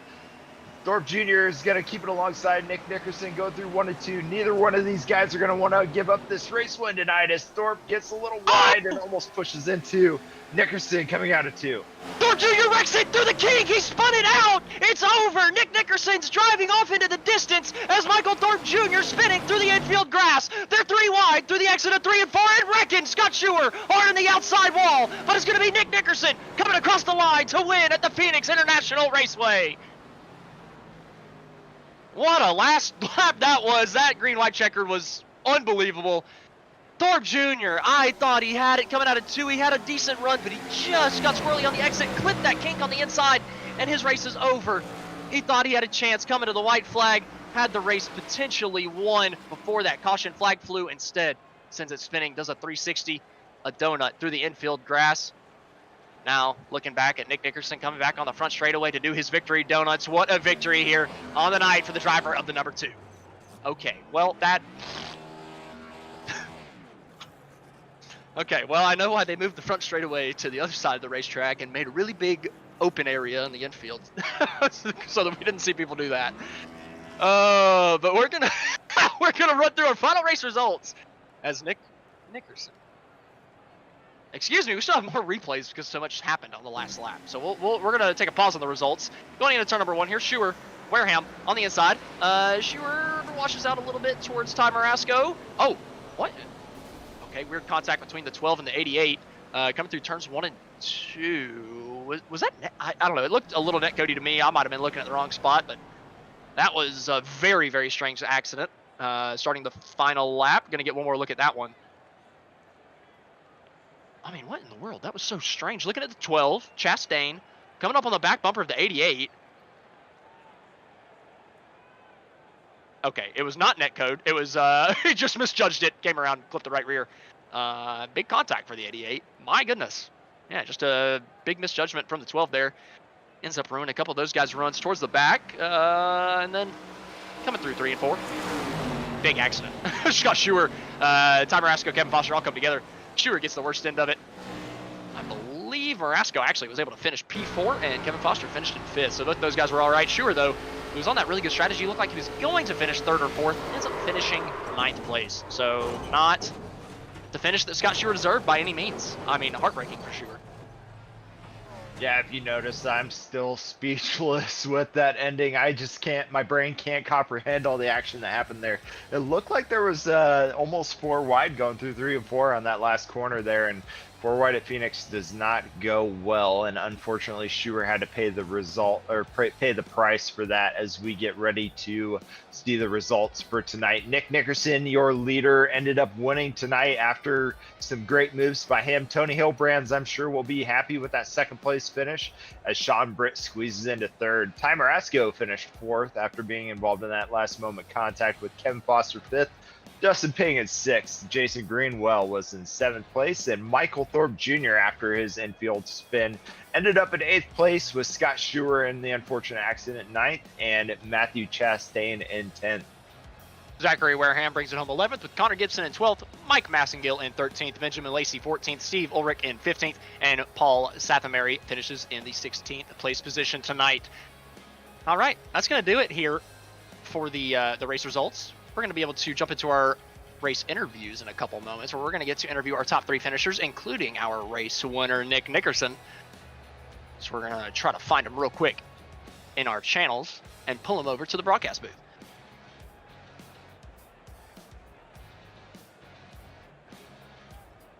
All right, I think we found him, so we're pulling up Nick Nickerson up to the broadcast booth. Nick, heck of a race tonight, man. I mean, I really couldn't tell until the final lap who was going to win this thing, and that's always the mark of a good race. And there was a lot of comers and goers throughout the entire thing. Just run us through your race, because it was kind of chaotic starting out on lap number 1. Yeah. I got about a minute and a half worth of damage right off the throw of the first flag there. But I mean, that's not a big deal. I mean, it happens. I knew it was going to happen with these cars eventually, and this is probably not going to be the last time. So I took the next couple pit stops that I could, or yellows, to get it all repaired, and trying to pick off as many as I could. And I was able to at least get, I think it was top 4 or 5 by the time the next yellow came out with tires. And it's kind of from there. It's weird with these cars for me. Like, I really feel like I'm so much faster in the beginning of the stint than I am the second stint. I need to find out what I'm doing wrong on the second half of these races. Like, maybe I need to learn a little more about how to change up the line or something, because, and I feel like I was catching the entire fields when I started in the back, and then when I'm in the front the second half, like, I just can't keep the tires underneath them and stay in the front. This was definitely Michael's race to win. He was able to save tires better on that last stint. But, with yellows coming out, and me being on the outside, I just had to try to Hail Mary it on the outside, and I was able to stick. And I'm hoping that us kind of racing there didn't cause him to spin out more or less. Hopefully he just grabbed too much throttle. But all in all, man, I'll take it. Yeah, I'd say that was more of just a racing incident between y'all two. There was nothing really in it. I think he just got loose, but I don't want to be the judge on that. But regardless, still coming through with the race win tonight. Like you said, maybe not as great with the tire management on the second stint, whenever you're up towards the front. But regardless, it ended up with you in victory lane. Now, can you run us through your decision of not taking the fast repair after that first wreck? Because it seemed like you took pretty significant damage. And now it worked out for you, but we figured out about halfway through that you didn't use the fast repair, and we were questioning it a little bit.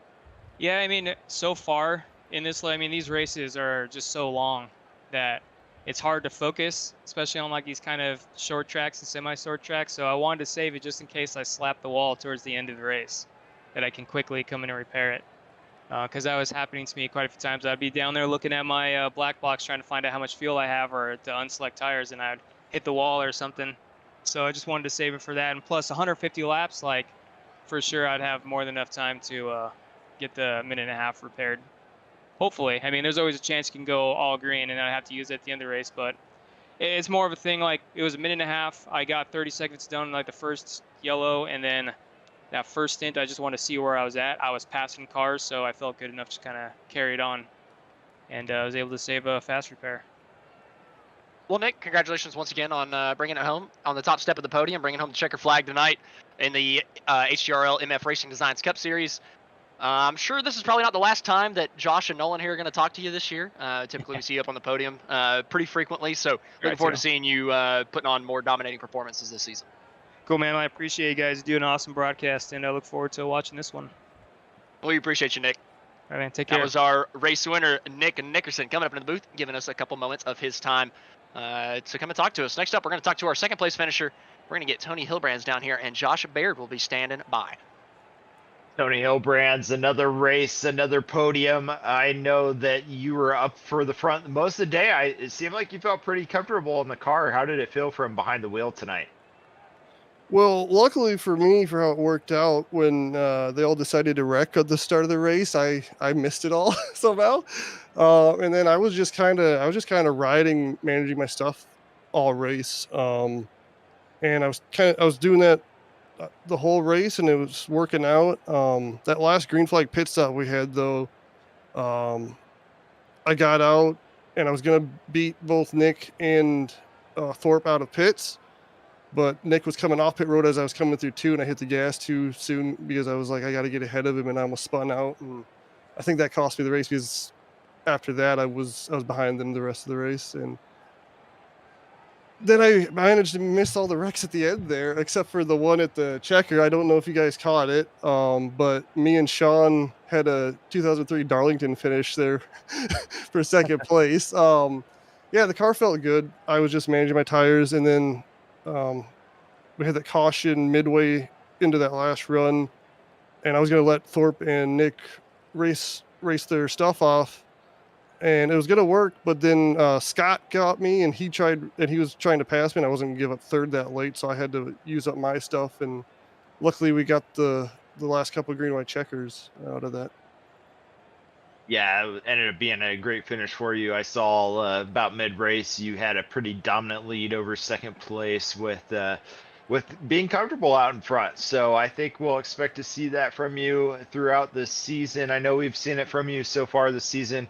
When you were coming down early for your tire strategy, what do you think you were trying to play out there? Do you think you were expecting more cautions, or were you surprised? So were you surprised to see maybe more green flags than you were expecting, or how did that play out as an engineer? Well, if it would have went green the whole way, it would have been really, really difficult to stretch the field to make it on two stops. So once we got those first couple of cautions, I knew I could make it on two stops from there. So that first green, when we had the green flag run after that, I ran it out all the way, and then I knew I could just pick a lap, and from there I could make it to the end. And I was hoping if I did it before anybody around me that I was battling for the lead, I could have gapped them enough with that lap or two on the fresh tires and just hold them off the rest of the way. But then, like I said, I got a little too excited when I saw Nick coming off pit road, and I hit the gas early and almost spun out. But luckily I caught that, and I was hanging out in third there, and then just everything worked out at the end with the late race cautions. Oh yeah, it was wild to see those late race cautions and the amazing action that came at the end of that race. So you get a significant points boost coming off of this race. How do you feel your advantage is with that second place finish going on to these next couple races? Well, obviously, I'll always take a second if I can get it, unless obviously I can get the win. But it definitely makes up for last week when the last green flag pit stop, they didn't put fuel in the car, so I had to come back down with like 5 laps left. I lost 2 laps in like 6th position. So this is making up for that. Texas should be a really good race next week. I love old Texas, and then we got another short track at Richmond. Next few weeks should be really good for me. Looking forward to it. Oh man, it's going to be great to see the old Texas layout, and I think these cars do a great job there. Is there anybody you want to thank tonight for your second place finish? Everybody who comes out and watches, because obviously we put these races on for you guys for doing the broadcast, because without you guys we don't have anything for people to watch. And then obviously Ben and Dalton and everybody else who's in charge here, because if we don't have a race, then none of this happens. So thanks all you guys, and I'm looking forward to watching this race back. You guys do a great job, and I'll see you guys next week, hopefully in first place next time. Yeah, I agree. I hope we see you in first as well, Tony. Great job tonight, and congratulations on your second place finish. Next up, we have our third place finisher for tonight, and Austin's going to take over the post-race interview with Sean Britt. Third place finisher Sean Britt. Heck of a race from you tonight. Just kind of stuck with it the entire evening and put yourself on the podium when it mattered most. Just kind of walk us through the ending of that race. You're kind of slipping before that caution, and the caution, even though you were involved, seemed to put you in a really good spot. And after those restarts, you found yourself up onto the podium spots. So just kind of walk us through the restart. I'll be honest, I don't really remember much.